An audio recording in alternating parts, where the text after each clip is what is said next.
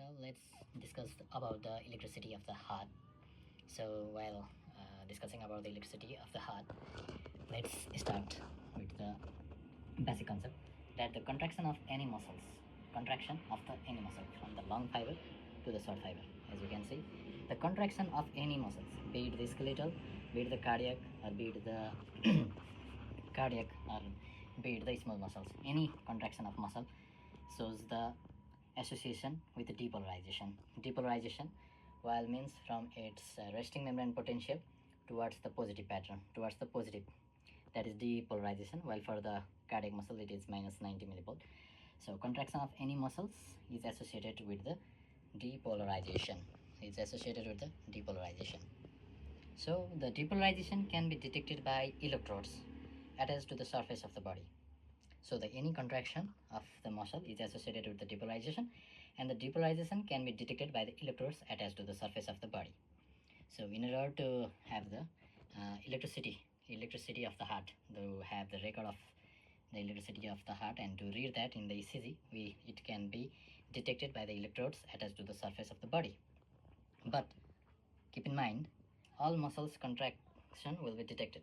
So the patient must be lying still so that the contraction of his skeletal muscles doesn't come in the count.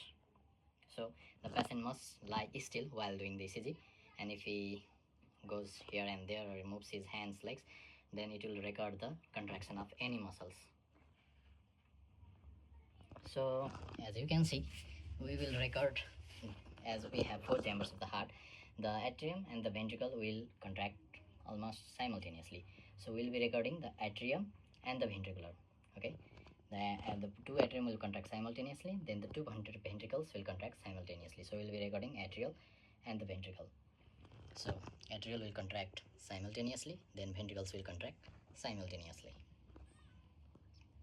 And for each cardiac cycle, the electrical impulse starts from SA node.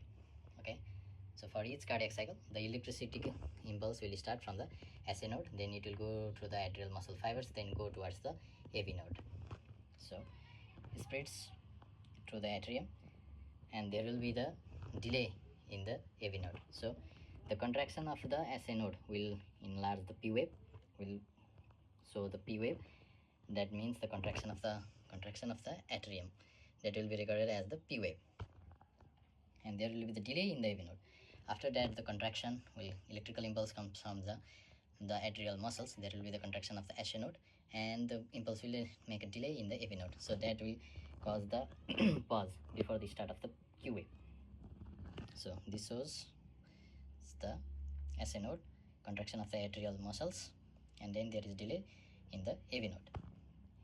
Then that impulse goes towards the bundle of His, and then towards the right bundle of His and the left bundle of His. The left bundle of His will also further divide into right and left, and that will go towards the mass of the ventricle muscles through the Purkinje fibers. So SA node, then towards all the atrial muscles, then AV node, then delay in the AV. So it will contracting over here and here simultaneously.